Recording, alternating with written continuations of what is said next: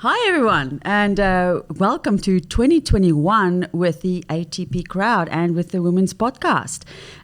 We are so excited for 2021, aren't we, Nicole? We are. We're hoping for a much better year this year. Absolutely, and I think it will be. And we have some great podcasts that we've lined up for the rest of the year. We're going to do a bit of a mixture of, our own podcast, just us talking about interesting topics, and then we also have some really exciting guests lined up for the rest of the year as well. We'll be covering many topics such as mental health issues, dietary issues, ketogenic diets, and all of those kinds of things with some experts out there. So really looking forward to it. It's going to be great fun. Can't wait. So yes, and I guess there's one other thing we probably should address. I know. What's up with the elephant? We have an elephant in the room sitting at the back there, so we probably should address that. I think so. So new year, Women's Podcast, I don't know if anyone sort of noticed, but is now a duo, not a trio. So we are missing one person. So Danielle is not with us anymore. She left work one day and never came back. We don't know where she is. No. Not really. Not really, no. So Danielle, we're pretty sad to see her go, but she's moved on to do other things, do some further education and, take a different path, which is exciting for her. So, yeah, so it's just going to be you and me this year. That's right. So, we'll definitely miss Dan and, wish her all the best for her exciting journey ahead. Yeah, so you have to put up with my jokes all by yourself now. So sorry about that. We'll make it work. Yeah, we'll make it work, yeah. Just don't you leave, because if then I'll have no one to tell jokes to. We'll have to get Lauren in the background. Cool. Yeah, so awesome. Looking forward to things to come. That's right. See ya. Hi everyone, and welcome to another episode of the Modern Women's Podcast. And I'm here with my colleague Nicole, and I'm Yelisma, as you guys all know. And today we have like an interesting little topic, which is going to be around gut. But I know that you probably have heard a lot of podcasts on gut. But we thought we'd make it a little bit more interesting and look at all the different things that could influence the gut. Because we know what gut symptoms are. We know, some people have irritable bowel syndrome and they get, bloating and, get even diagnosed with some kind of bacterial overgrowth. But there's so many different things in our environment and our lifestyle that can actually influence our gut health that goes beyond the general things that we all know about. And so that's what we're going to do today, is kind of like do a bit of an overview on everything that can, produce gut symptoms or influence our gut health.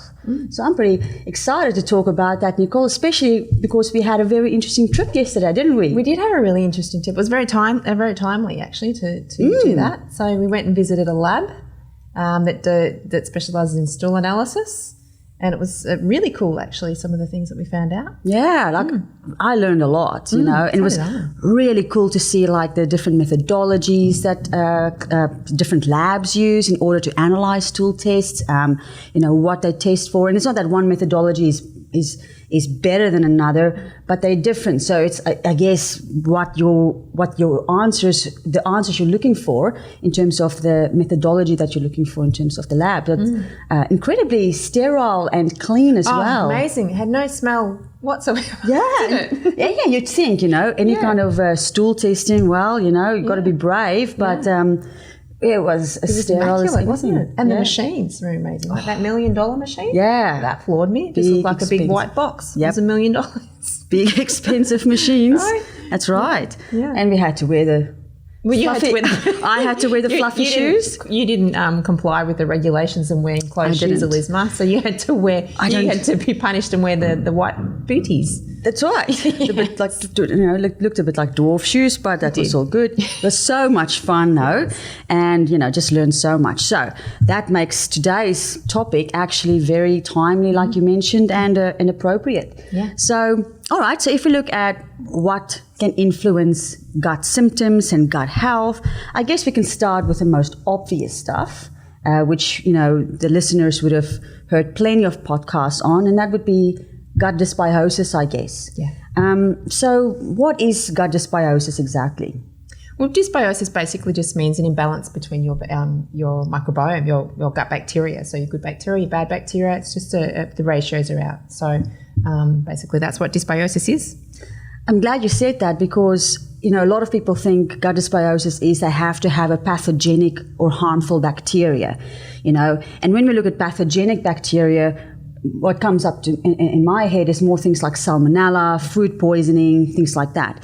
What we're talking about when we talk about gut dysbiosis, we're talking about normal commensal organisms that become out of ratio, they overgrow, and they are in higher numbers than they need to be for someone to be healthy. So it's not that the organisms are good or bad. Generally, all these organisms live in us in some form or fashion, but yeah, it is when they become overgrown, usually because they have an opportunity to become overgrown. Yeah. So what are the things that can create this opportunity for organisms to become dysbiotic? Oh, so many things. I guess we could start with diet. It's a big one, isn't it? Absolutely. What we're putting in our mouth has a huge impact on how our microbiome is, how healthy it is. Yeah. Yeah. Because what you eat, they eat. Exactly. Yeah. So what kind of the saying? It's not we are. Isn't it a saying? It's not what we are. We are what we eat, but it's something weird. Or, no, I think that's it's the not one. We are who we eat, right? We are who we eat. No, that's cannibalism. We don't do that. No, we don't advocate for that. Disclaimer. We are what we eat. That's right. We are what we eat. Yeah. And so, what kind of foods can have a really big influence on gut bacteria? I guess what do they like to eat? Well, they love fibre. So fibre is a huge one, and it's really interesting around fibre, and we'll get into that with diets later and how that impacts lack of fibre. But carbohydrates, that sort of thing, they love all that sort of thing to help create the more beneficial bacteria, and things like processed carbohydrates and sugars and highly refined foods, they can be really detrimental to the health of our microbiome. Absolutely, yeah, you're so right. It's generally that kind of the typical foods that we find in the modern Western diet, all those processed carbohydrates and sugars. They are often responsible for the overgrowth of a lot of organisms, and then these organisms become pathogenic. Yeah. But of course, you know, there's some organisms that love fiber, some organisms that love carbs, some organisms that love protein, and depending on your diet, that can kind of determine what your gut microbiome is kind of made up of. So someone who's following a carnivore diet or a ketogenic diet or a vegan diet will all have like a different makeup of their gut microbiome. Yeah, definitely, because you'll lose some diversity in some that aren't being fed, and you'll increase the diversity in others that are getting a lot of that fuel. So we all have very different microbiomes depending on what we're eating. Yeah. Yeah. And it's really interesting because I actually was listening to something the other day, and there is a correlation with, I won't say like ethnic communities, but how you've grown up. So different nationalities. Traditional diets. Yeah, traditional diets. So say Middle Eastern diets, they all seem to have very similar microbiomes. And if they introduce different foods, it can affect them negatively. Whereas if we, you know, say in Western countries, if we try and eat, say, some of the foods in more of those Middle Eastern countries, we can end up having issues with that. So it's really interesting if you look at your, your family, your ancestry, and what they're eating, and that's basically what works best for you. So I thought that was really interesting. And you know, we're trying to do these specific diets, and different cultures are trying to do diets that are in the mainstream, and it doesn't work for them, and that could be the reason why, because the microbiome's just not set up for that. Yeah, that's a very, very good point, because we already know from statistics that when different nationalities, for instance, the Aboriginal people, a lot of the Islander people, and even in Africa, when they were introduced to the Western junk food diet, they develop diabetes and all of these chronic health conditions, whereas we kind of like get away with a lot of that because our genes have had time to adapt, I guess, to these food choices maybe. But yeah, we do see that some diets do not affect certain ancestries very beneficial. Yeah, it's really interesting actually. So yeah, definitely. Right, what else? What else can kind of affect the gut microbiome? Medications is a big one, a huge one that we see all the time because there's so much, over medication now. So things like your PPIs, proton pump inhibitors, or acid blocking medications is probably one of the biggest ones, It's one of the most widely prescribed medications. We see so many clients that are on those acid blocking medications, and it can have a huge detrimental effect to the microbiome because it's reducing the acid in your gut. We don't have enough acid in our gut. We can't break down our food effectively. It can sit there. It can ferment. It can start to, become rancid, and then we can start to develop this extreme dysbiosis.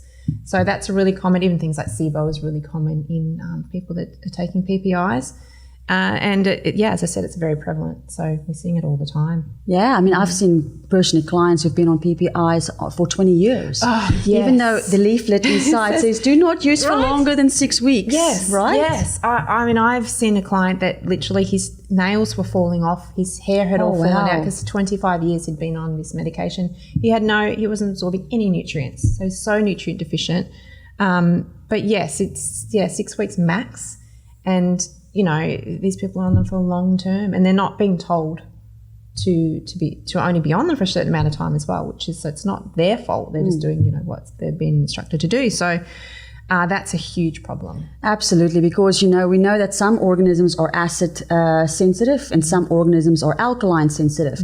So our bodies actually have a unique mechanism in keeping it balanced through that stomach acid production. Like, you made a very good point. You need it for the food digestion. If you don't digest food, there's food particles that can then be fermented and eaten by these microbes.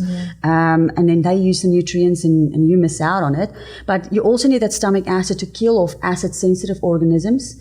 And then, you also need that acidic food bolus so that once that moves into the small intestine, which is the next step of digestion, to trigger a bile release, which then kills off all the alkaline sensitive organisms. Now, if that food bolus is not acidic enough because you're using proton pump inhibitors, then you're not going to get that bile release. And then that allows those organisms to grow in the small intestine and then result in issues such as SIBO, or small intestinal bacterial overgrowth. Yeah, definitely. And it's interesting the amount of clients we see that are not told that generally when they're getting severe reflux and heartburn and that sort of thing, and I can understand they want to alleviate those symptoms because it's painful, but they're unaware of the fact that 95% of the time it's not high stomach acid that's causing that, it's low stomach acid. So then they're giving an acid blocking medication, which is exacerbating the symptoms. Kind of productive a little bit. Yeah. So that's a huge one. Another big one is Nsaids, so non-steroidal anti-inflammatories. So your painkillers. That's huge for degrading that gut lining, that mucous membrane, and causing a lot of damage as well to that gut. Yeah, so NSAIDs we know can cause a lot of gut issues because even, a lot of doctors or medical practitioners will warn not to use NSAIDs for prolonged periods of time because it can cause that gastric bleeding, unexplained anemias and things like that. And a lot of pain, of course, as well, because it can cause that ulceration of the stomach lining. So definitely another one that can affect, the gut microbiome and also the gut health as well, because we know that it's not just all about things that kill bacteria. Like we learned from the lab yesterday, there's this mucus lining that sits on the gut epithelial cells, and that's where a lot of our good bacteria is kind of like situated. So anything that breaks down that mucus layer, will affect our gut microbiome.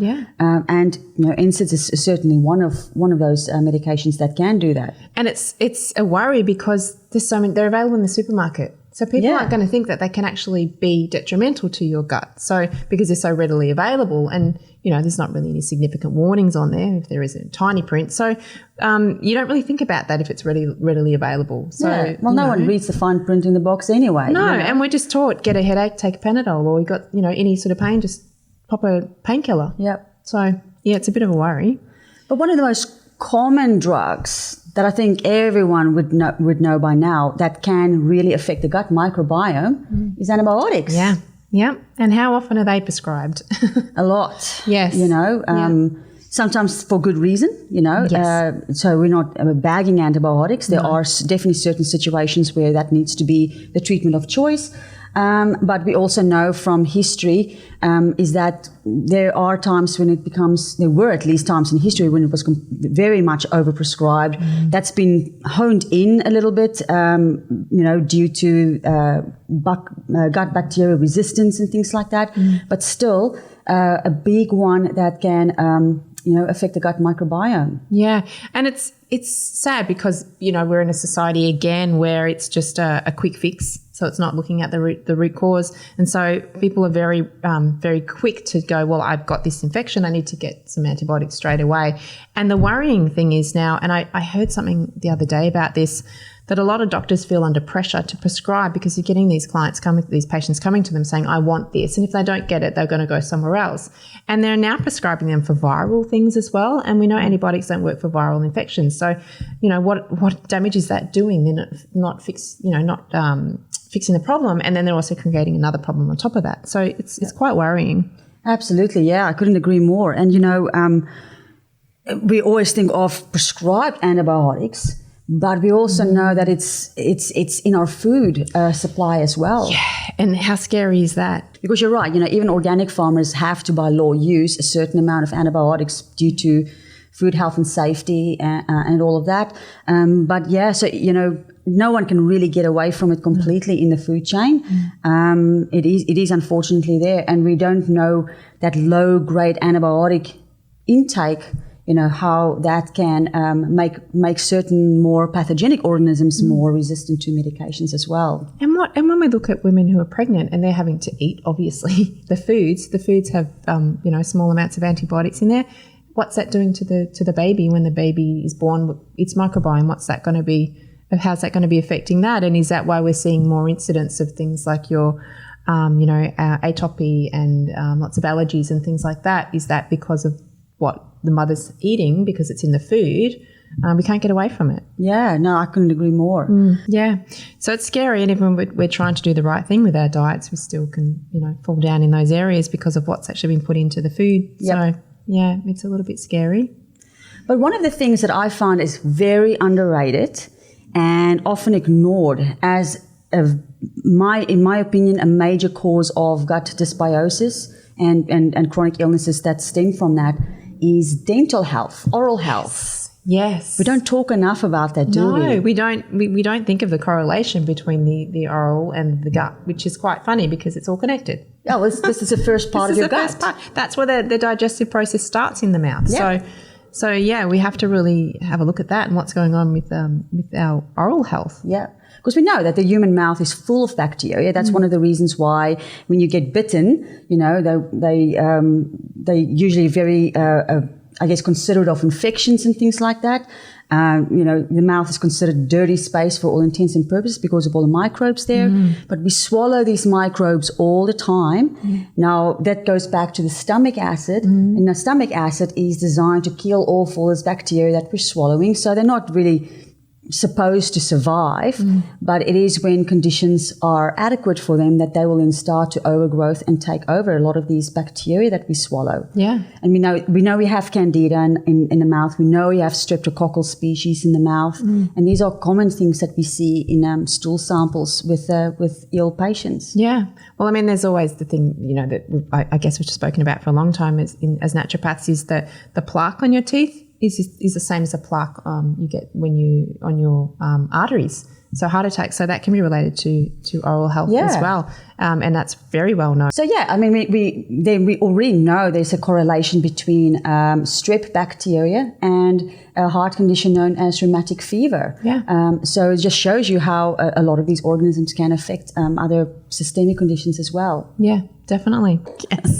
I don't know about you, Nicole, but I actually see a lot of people with who's had root canals in, and they end up not straight away, of course, because these things take years sometimes to kind of eventuate, but they end up with things like SIBO or gut issues. And as soon as they get the root canals removed, their issues just resolve. I've even had clients who developed autoimmune disease from the bacteria in the root canals because there's tiny little canals in the teeth. And even though you're getting like, that kind of like connects with the bone, the jawbone, and that connects to a lymphatic kind of system that drains. And it's in those canals, I guess, where a lot of these bacteria can start to proliferate and breed and get into the lymphatic system and kind of, cause illness in some people. Not in everyone, but definitely something to consider if you have a lot of health issues and you have, a lot of root canals or just problematic teeth or a problematic oral health. That would definitely be a big place where I would start looking. And it comes back to what we're talking about today, is things that can affect gut health that we may not think about. And when we see clients, I always go back and say, well, what happened, or do you remember anything that happened significantly where you, from then on, your health went down? And a lot of times initially they say, no, I can't remember. But then we dig a bit deeper and they say, oh, actually, I had a root canal 10 years ago. Yeah. And that's now I think about it, I was fine until then. The timeline. So the things that you wouldn't automatically connect to your current health conditions that could have been the initial driver. Absolutely. Yeah. So people, oral health, if that's something that you struggle with, definitely consider that as a possible root cause for your issues. Floss, people. Floss. Yeah. So I want to talk a little bit more about diets, Nick. Because we touched on it in the beginning in terms of fiber and carbohydrates and sugars and all of these food components that bacteria like to eat. And we know that different species of bacteria like to eat different types of food. But I think it's important to talk about that because there are so many different diets out there. I mean, look, back 40 years ago, it was a low-fat diet or a high-carb diet. It was kind of like very simplistic, right? But these days, so many different types of diets. So what is the risk factor for, I guess, eliminating foods or following very restrictive diets? Let's talk a little bit about that. So with a lot of these diets, we are actually reducing diversity in our microbiome. So as we said earlier, a lot of these type of bugs need specific foods. And if we're taking them out of our diet, they can die off. And a lot of times once they die off, they won't come back. So we can lose them forever. And then obviously that can affect the diversity, the ratios, and then again contribute to that dysbiosis. So, a lot of the popular diets now, the keto diets, even paleo-style diets, low FODMAP diets is a huge one as well. We're eliminating a lot of these foods that these particular bugs like. And so that is causing a lot of problems. So, and look, there are some great benefits for some of these diets. So the keto diet can be great, but long term we're starting to see a lot of issues with that now, reduction in these particular microbes that are really important to our health. So losing those fibers particularly, so we need those fibers to create short-chain fatty acids, and then we need those that they feed the colonocytes that help to keep our colon healthy and that sort of thing. So it's really important to not be eliminating these things long term. And I guess FODMAP's a big one that we see that people put on low FODMAP diets, not no FODMAP diets, which a lot of people seem to be ending up as, and they're on them for years. And because initially they feel better, of course, because you're taking away the trigger foods, but they're designed to be a short-term thing where you're going in and fixing the underlying problem. So if you're just going on these diets and not doing any work around that, then you're creating more of a problem than you had initially. So they're things that we really need to be mindful of when we're looking at these diets. So, but fiber is a huge one. So, yeah. And that's probably something that, most people on a modern Western diet need probably more of, is fibers, especially plant fibers that are rich in polyphenols as well. And there's a lot of those kinds of foods that we're just not getting in on a regular basis. And I think that's the important thing. It's not about bagging a specific diet, but we can probably, there's species that will suffer on any diet that is restrictive in a certain food group. Now, I'll probably say sugar is the exception here because I can't think of any good bacteria that grows on sugar. But in terms of, we do need carbs, we do need fats, we do need proteins because they feed a diverse species. And when we talk about microbial diversity, it is the more different types of bacteria you have because, when they do analysis on humans who have lived out of society and been eating traditional diets and things like that and non-processed foods, they find much higher microbial diversity, 3,000 plus species. But what they're finding is that in some people who have, very poor diets, it's a lot less, like maybe 1,000 species. Now, of course, that's just dependent on the ways that we can measure these things today. I'm not saying that that's an absolute truth, because we can only measure for the equipment that we have and what we can see. It may end up in 10 years' time we have equipment that can measure more, and we find out that may be not necessarily 100% true. But in general, they do find much less species in people who follow restrictive or very processed food diets. Yeah. Even modern day life. So now obviously we used to eat with the seasons. We don't eat with the seasons anymore because we have these particular foods available all year round, because we then have them imported when it's their off season in the country we're in. So people are eating less and less variety of foods. And so that's another way that we're losing diversity as well, because we're designed to eat seasonally. We're designed to eat a wide variety of plants and, fruits and vegetables and things like that. And, how many people just have the standard broccoli, carrots, beans, they'll eat a couple of different types of proteins and that's it. And so we should be aiming to be eating at least 40 different types of foods a week. And how many people would do that? Oh, very few. No, it's the meat and 3 veg, yes. Kind of approach, which, I understand people are short for time and, all of that, but it's that importance of having a wide variety of diet as you possibly can, within your budget. And it's funny because a lot of the treatment protocols that we use to help to rebalance that microbiome is not always antimicrobials. A lot of times it's different types of fibers. Yeah. So partly hydrolyzed guar gum, inulin, those sort of things can be really effective at helping to rebalance that microbiome. And what does that tell you? That's the things that we should be having in our diet every day anyway. Resistant starches and things like starches, that. yeah. So there's also other foods that, we can, apart from the different diets, there are specific foods that can cause gut symptoms as well. And I think a pretty common one that some people will probably be aware of is lactose in those who are lactose intolerant. So lactose is that sugar that we find in dairy products. And some people, just can't digest lactose very well. And the most common symptom of lactose intolerance is, diarrhea, gas, all of those kinds of symptoms, cramping. But generally, you'll know if you are lactose intolerant because you'll know. Yeah, you get those symptoms pretty quick after having any kind of dairy products.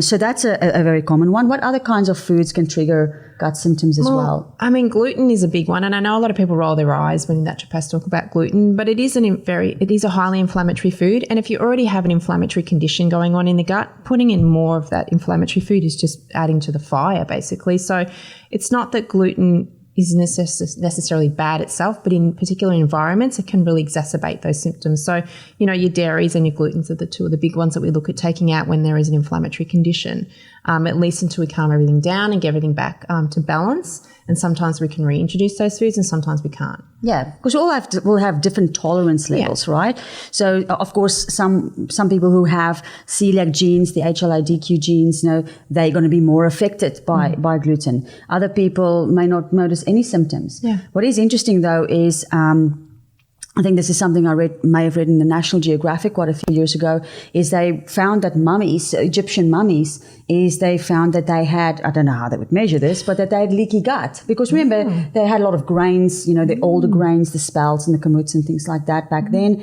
There's still gluten there, not as much as in the newly developed varieties of wheat, but they did have quite a high grain intake back then. And so they found even traces of leaky gut in mummies. Isn't that and so the conclusion that they came to is that gluten creates leaky gut in every single person. It's just some of us we feel it and some of us who don't. Yeah. And it apparently it works on those the junctions, the tight gap junctions. So gluten does kind of like open those little doors, and after a while they'll close. But for some people, those doors kind of stay open for a lot longer than what they should, and that's kind of what creates that whole leaky gut thing. So some people just experience it more severe than others. Yeah, and that's why whenever there's cases of autoimmunity, that's the first thing we look at taking out, because they can really exacerbate that symptoms, because autoimmunity, there is that gut permeability connection there. So you're putting glutens, you're just making things worse and continually stimulating that, hyperstimulating that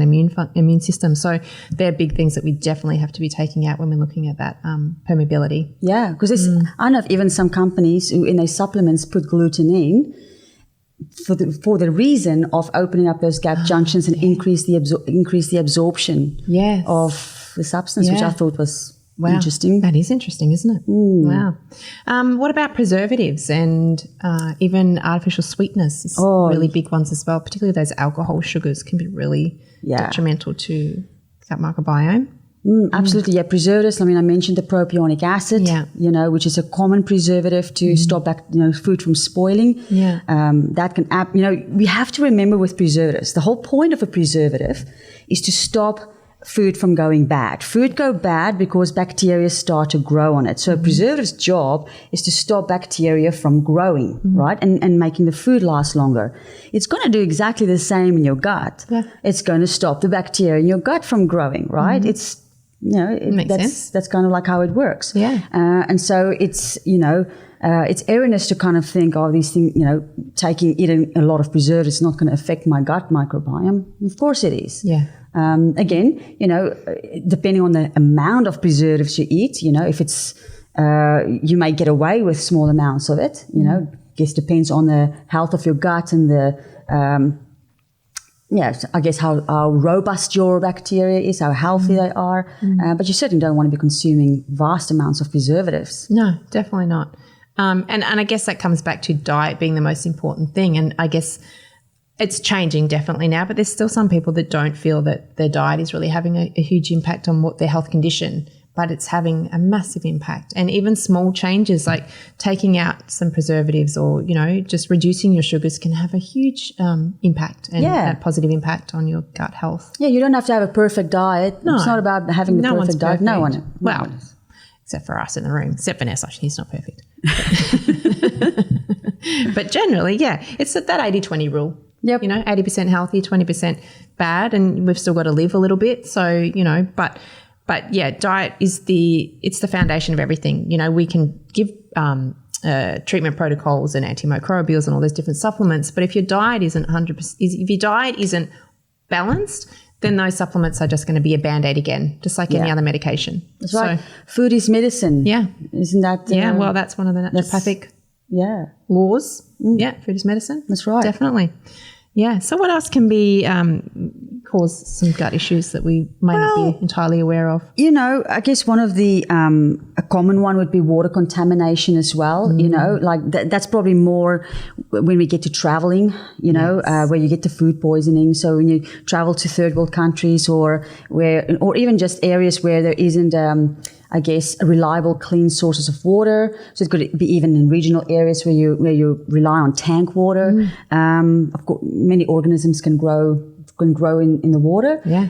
What I'm find kind of interesting is, this is kind of where we have to kind of think, which is worse kind of thing, because town water gets treated with chlorine to kill the bacteria in it, right? Which makes it a cleaner water. But then it goes back to the preservatives. Chlorine is designed to, kill bacteria in the water. What does it do when you drink chlorine water? Does it also have a detrimental effect on the gut? So I guess with water, both, contaminated water with parasites. Parasites is a common one in tank water. Very common, And even when we see clients and we say, have you been overseas? Because that's a common place to pick up parasites. Yeah. I said, no, I haven't. Well, where do you live? Do you live in a regional area? Are you on tank water? Oh, yeah, I'm on tank water. And perhaps they don't have the right filtration system. And that's so easy to pick up some parasites from that. Yeah, my husband used to drink water on his uncle's farm. And he's telling me the other day, I used to see them all swimming around in the water. I'm like, what? We thought it was normal. Oh, yeah. It's like, I think we need to do a parasite just for flavour. there. Ooh, yeah, that's a bit scary. So, but so anything like that, there can certainly be some contamination there as well. But I do want to, because I don't want us to forget about stress. I think stress is a big one. Well, it's the biggest one, really, isn't it? Yeah. Yeah. And who isn't stressed? That's right. These days. That's right, yeah. Like a lot of people are experiencing a lot of stress at the moment, whether it's financial or just being isolated, all of those kinds of things. Yeah. So for me, the big, a good explanation for people to understand why stress is such a big thing is looking at the autonomic nervous system. Yeah. So you want to talk a little bit about the autonomic nervous system, parasympathetic versus sympathetic? Yeah. So as you said, parasympathetic, sympathetic. So sympathetic is your fight or flight, essentially. So that's what's activated when your body thinks you are in danger or need to run away from something. And your parasympathetic is your rest and your digest. So that's when you relax and everything is working effectively. So how many produce your stomach acid and your bile. Yeah. Rest, digest. So you're digesting, your body's recovering and regenerating. How many of us sit in our parasympathetic nervous system very often? Probably 2%, if that. Yeah, because we eat on the run. Yeah. We don't sit down in a relaxed environment. Yeah. We either sit by our desks, our office desks, and eat. Yeah. We gulp food down on our way to the gym or what have you. So we're constantly in a rush to get things done. And that in itself is a stress. And you can say to somebody, do you have a lot of stress in your life, or are you stressed? No. But what do you do around meal times? I'm running around, or I'm, trying to get it done while I'm at my work desk, or I'm watching TV, or I'm watching a scary movie. Sounds silly, but that's still activating that stress response. So, that adrenaline. So that is all stress, and that is all impacting how your digestive function. Yeah. It doesn't even have to be a scary movie, Like I know one of my dear friends, he was obsessed about measuring his heart rate variability to measure that sympathetic, parasympathetic nervous response. Yeah. And he found that every time he watched his favorite show, which was MasterChef, he would go into a sympathetic response because he got all excited. So if you sit in front of the TV watching your favorite show, you're getting excited. Well, that's true. I guess I never thought about that. I don't get that excited about food, but not MasterChef, but wow. But that's all part of it. So, and how many people just don't have time? I don't have time to sit down and eat. I'll just do it on the way, or I eat in the car on the way from here to here. Yeah, or I'm first feeding the kids, and if I have time, I'll eat. Or I'll feed the kids and I'll just eat a bit of theirs while I'm feeding them. And so all of that is still activating that stress response. It's reducing our stomach acid. It's reducing our enzyme. It's shuttling blood away from our gut to our extremities. So there's so many factors that are going to reduce that digestive function. And then over time, if that continues, that's when we start to see that dysbiotic effect again. Yeah, because the food doesn't get digested and it ferments. It serves as food for gut bacteria. Yeah.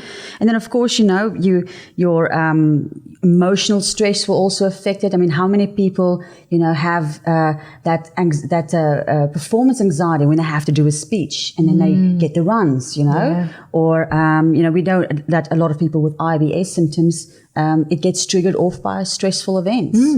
And then then we can talk about the gut-brain axis as well, and how that's affected, and how our emotions can affect our gut, and that's because we do have that second brain in the gut. And people think that everything's up here and it's been happening in the brain, but primarily everything's in the gut, and the gut's relaying information to the brain. So that's responding to what's going on in the gut, not the other way around, what people think. So I think initially when we were first created and we were bacteria, the gut was actually developed before the brain. So the gut was there first. Oh, that's and then the brains come off that. And then we have the vagus nerve is what sends the messages back and forth, and that's activated by parasympathetic, so it responds to that sort of thing as well. So there's that connection. So it's really interesting. People, you say you've got to get out of your head. It's not really your head that's the problem. It's your gut. And that butterflies in your stomach, as you said, if you're nervous or you're excited, that's all coming from the gut. Yeah. And then, of course, from the gut to the brain, there's also certain chemical compounds like serotonin that gets produced in the gut by E. coli type bacteria. Yeah. And we're not talking about the E. coli that causes food poisoning or harmful effects. This is a beneficial E. coli bacteria that's predominantly responsible for making neurotransmitters such as serotonin. Yeah. And serotonin, of course, we need that in the brain for healthy mood and brain, executive functioning of the forebrain, but also for the gut, because serotonin is what sends that message for you to go to the toilet. So, activates peristalsis. That's right. Because you get two types of constipation, right? So the one type of constipation is you don't even get the urge to go. Yeah. That's a serotonin deficiency because serotonin is designed to give you that urge. Yeah. Other people will get the urge, but then they just struggle, to pass a stool. And that's more fiber, water, lack of bile, maybe, those kinds of things. And so that's why it's important to understand your symptoms so we can trace it back to what's driving those symptoms. And then we can connect it to things like sleep. So if you're having sleep disturbances, you're constipated, not getting the urge to go, then that's your serotonin there. That's your serotonin. So, yeah. So, you know, and that's it. And that's neurotransmitters in the gut, coming back to that gut-brain connection. So it's really fascinating. So, yeah, stress is huge. It's the biggest one. And then underrated. Yeah, completely underrated. Yeah. Yeah. And even, you know, people that are saying I'm just working a lot, or I'm having to do 60, 70 hours a week at the moment. I'm exhausted. I'm not sleeping very well. Well, you're going to end up with gut issues out of that. So, you know, yeah. Absolutely. You know, a few other things, you know, hormones. Hormones is another one that can influence, you know, or can cause gut symptoms as well. Yes. With, you know, estrogen and progesterone, the two more common ones. So and it's kind of interesting because, you know, a lot of women, you know, if I look back at a lot of my clients, it kind of like correlates. A lot of women have these gut symptoms at certain times of their cycle. Yeah. Yeah. So that constipation or the diarrhea. So the diarrhea is, well, it can be either for people. Diarrhea is quite common around their cycle. So, yeah, and that's related back to those sex hormones. That's right. Because in the follicular phase, which is the first 2 weeks in a typical cycle, where estrogen is dominant, if women have a lot of estrogen, it can kind of trigger off a diarrhea effect. Yeah. And then progesterone, which is more in the luteal phase, which is after post-ovulation, that kind of triggers off more constipation and bloating and things like that. So that's why a lot of women can get these, what they would probably diagnose themselves with IBS, but these variable gut patterns throughout the cycle, depending on where they're at. And that's a good way to have a look at what's happening with their hormones as well. So if they're in luteal phase, they're still getting a lot of diarrhea, perhaps they're estrogen dominant and they're just progesterone deficient. So that could be part of it. And then I guess there's that other factor with hormones we're looking at when we're looking at phase 3 detoxification. So that can come back to that dysbiosis and gallbladder insufficiency, that sort of thing. We're not eliminating effectively, we're recycling those hormones. Then we're creating an imbalance in our hormones, and then that starts that off, and then that sort of is a vicious cycle back to the gut. So it sort of goes around and around, doesn't Absolutely, and that's why, you know, you see a lot of people with hormonal imbalances and gut issues. Yeah. You know, this is why we have to look at everything. It's not just you know, separate parts of the body. No. We're one body. We are one system. Together. Yeah. Yep. And, you know, I believe, because I love the gut, it's my thing, and I think everything starts in the gut. So, you know, we're looking at hormonal imbalances and things like that. We have to look at what's happening in the gut and what the connection is there as to how that could be contributing. Yeah, absolutely. Another one that I want to kind of quickly mention, because we should have really talked about it in the diet section, is pancreatic enzymes. Because we know that with raw food, when we eat raw fruits and vegetables, there are enzymes in these foods as long as it's fresh and not being in a cool room for 6 months, you know. Cold storage from that's overseas. Right. From overseas. So we're talking about, you know, you grow your veggies in your garden, or you go to a farm, organic farm, buy your veggies that generally are, you know, have high enzymatic content. And so when you eat raw food, because you're getting all these enzymes in, it kind of takes a bit of pressure off the pancreas as well. Yeah. Now, if you eat constantly processed foods, or foods that just puts a lot of pressure on your pancreas and your small intestine with all of their enzyme processes, then that can then also create a gut dysbiosis. Definitely. And I think that comes back to diet and what our diet is like as well. If we eat all raw foods, we can have issues there. Yeah. If we eat all cooked foods, we have issues. So again, we have to have that balance of both. Yeah. That's right. And probably why a lot of people eat more cooked foods in winter, more raw foods in summer, you know, but definitely a diversity there. Yeah. And at different times, you know, if there's times when you're more stressed, or in the mornings you're running around and you don't feel comfortable eating a big meal, that's when you have things like your smoothies and things like that don't really need a lot of digestion to affect there. So that can help to take a bit of burden off as well. So, you know, looking at times of the day when you are more stressed as to what you're putting in your mouth and how easily it is to be digested. Yeah, absolutely. Yeah. Then probably a lesser known cause, surgery. Yeah. And, you know, first it could be a very temporary aspect, because a lot of people who undergo, you know, all people who undergo surgery get anesthetics and painkillers and things like that. And these can have an effect on gut motility as well. Yeah. They typically cause a temporary constipation, but while a lot of people get put on laxatives, post-surgery. And it's just because of those drugs numb the communication between the brain and the gut, right? That's the kind of like the idea. It numbs the nerves and all of that. That's one common reason. But there's also another way that surgery can affect gut health as well, right? So another one is really common in surgeries, adhesions, scar tissue. That's the thing, can cause blockages. So that's really common as well and not thought of commonly. And so if there is scar tissue and adhesions, I've heard, I've never experienced this myself, but there's, what do they call it? They call it organ manipulation, I believe. So I think there's certain physiotherapists who get trained in this, or body workers who get trained in it. And I believe you got to know what you're doing. So please don't know what out there try this. But it's kind of like, they kind of, you got to know where to go with your hands. But kind of like, mobilizing organs and breaking down that scar tissue and adhesions. Wow. Yeah. That's interesting. Well, that's similar, I guess, to things like SIBO, when there can be issues with the ileocecal valve being blocked, and you can manipulate that manually as well to reopen that. So I guess it's the same process. But wow, you really want to know what you're doing, don't you? Just get your hands in there. Yeah. And apparently, like I said, I don't know too much about it, but there's also some, even though someone has scar tissue, there's a timing factor to it as well, because it can make some people quite ill if it's not done correctly or at the right time. But I guess the point just being that there are ways that can still be worked with. Well, I guess that's like any sort of injury. If you have scar tissue, you manipulate that and massage that to break down that scar tissue. So I guess it's the same thing. It's just a little bit more of a complex process. That's right. Yeah. To find it. That's right. Yeah. I wouldn't want to be fiddling around those delicate areas. So no, I mean, we as naturopaths, we learn to palpate the liver and things like that. So you sort of know where certain things are, but you really want to know what you're doing. Absolutely. Wow. So that kind of like covers a lot of things that affects gut health, that can produce gut symptoms. And we can see there's so many things. There's probably even more that we haven't even thought about.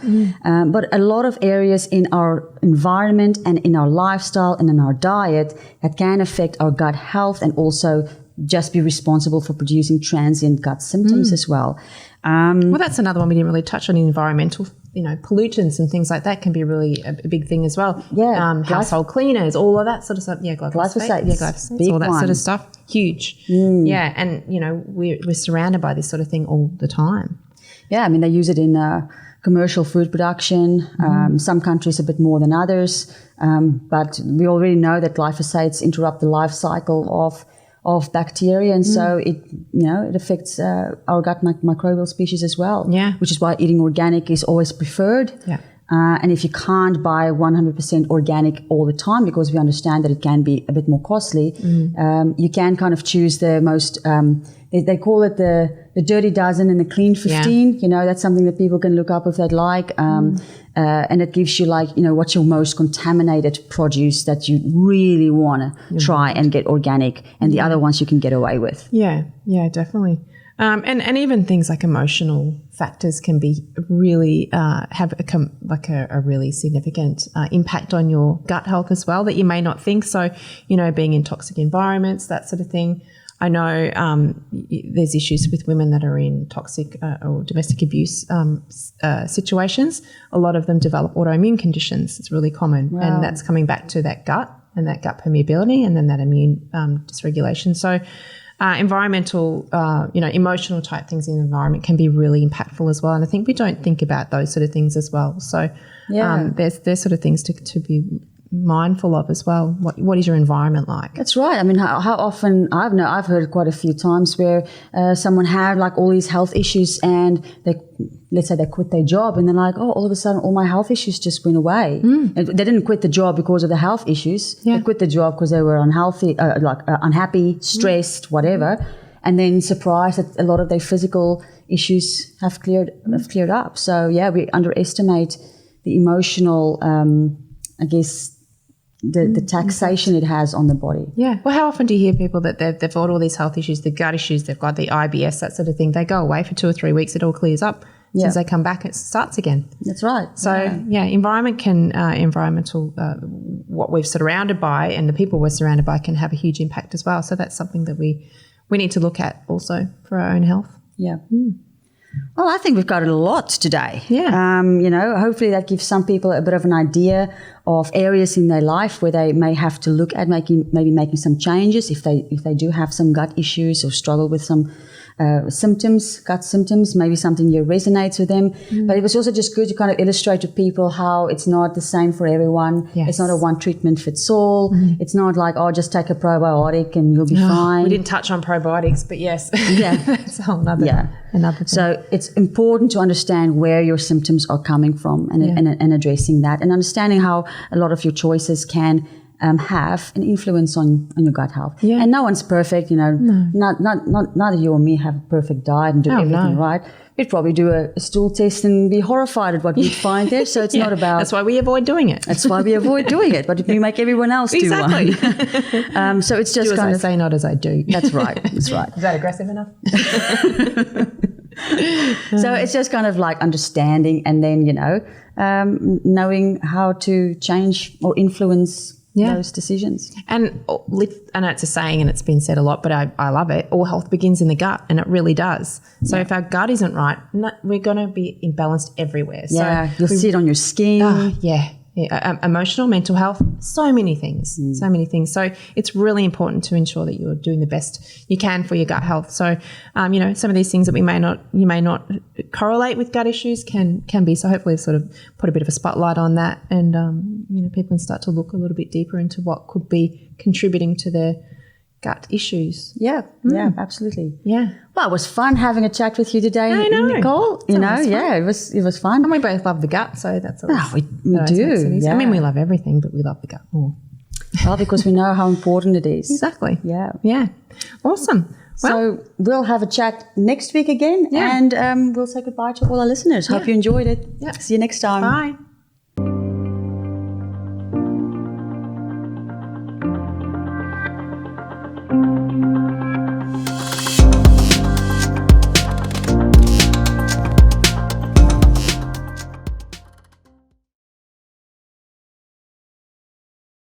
Cause a lot of This is your fault. As soon as I giggle, you know what's going to happen, right? Well, you're looking down and you're giggling. I can't. If I look at you, I go, all right, let's just refocus. All right, Nsaids. Okay. Yeah, so okay. Sorry. Whoops. We can't even make a joke about that Voldemort. I said Voldemort's name. You know you're gonna implode in a minute now. I don't know. Just cut that out. But probably that's not good to say. No, we can say that.